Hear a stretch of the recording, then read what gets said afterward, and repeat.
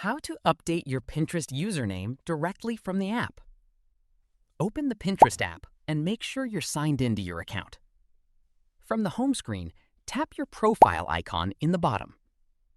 Next, tap your profile in the top left corner and select Edit Public Profile. Now, tap the username field and enter your new username. If the username is available, Pinterest will let you save it.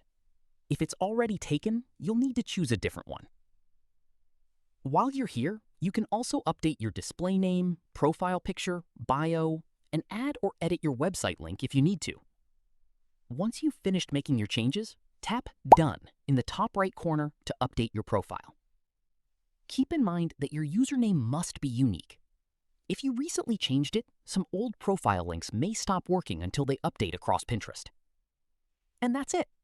That's how you can change your Pinterest username in just a few taps.